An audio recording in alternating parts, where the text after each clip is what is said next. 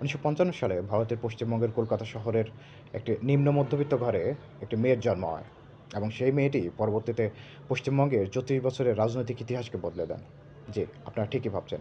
আমি এতক্ষণ কথা বলতেছিলাম পশ্চিমবঙ্গের মুখ্যমন্ত্রী মমতা ব্যানার্জিকে নিয়ে, যিনি পরবর্তীতে ১৯৯৮ সালে অল ইন্ডিয়া তৃণমূল কংগ্রেস প্রতিষ্ঠা করেন এবং ২০১১ সালের বিধানসভা নির্বাচনে ২৯৪টি আসনের মধ্যে ২২৭টি আসন নিয়ে ব্যাপক ভোটে জয়লাভ করেন।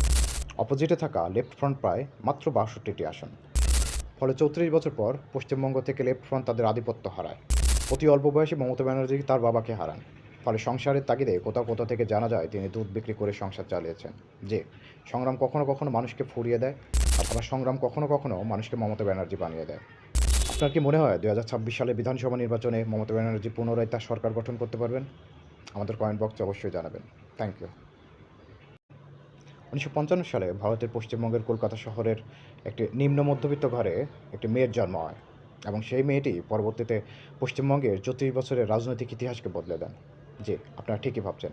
আমি এতক্ষণ কথা বলতেছিলাম পশ্চিমবঙ্গের মুখ্যমন্ত্রী মমতা ব্যানার্জিকে নিয়ে, যিনি পরবর্তীতে ১৯৯৮ সালে অল ইন্ডিয়া তৃণমূল কংগ্রেস প্রতিষ্ঠা করেন এবং ২০১১ সালের বিধানসভা নির্বাচনে ২৯৪টি আসনের মধ্যে ২২৭টি আসন নিয়ে ব্যাপক ভোটে জয়লাভ করেন।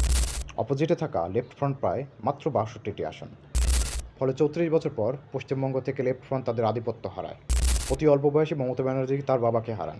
ফলে সংসারের তাগিদে কোথাও কোথাও থেকে জানা যায় তিনি দুধ বিক্রি করে সংসার চালিয়েছেন। যে সংগ্রাম কখনো কখনো মানুষকে ফুরিয়ে দেয়, আবার সংগ্রাম কখনো কখনো মানুষকে মমতা ব্যানার্জি বানিয়ে দেয়। আপনার কি মনে হয় ২০২৬ সালে বিধানসভা নির্বাচনে মমতা ব্যানার্জি পুনরায় তার সরকার গঠন করতে পারবেন? আমাদের কমেন্ট বক্সে অবশ্যই জানাবেন। Thank you.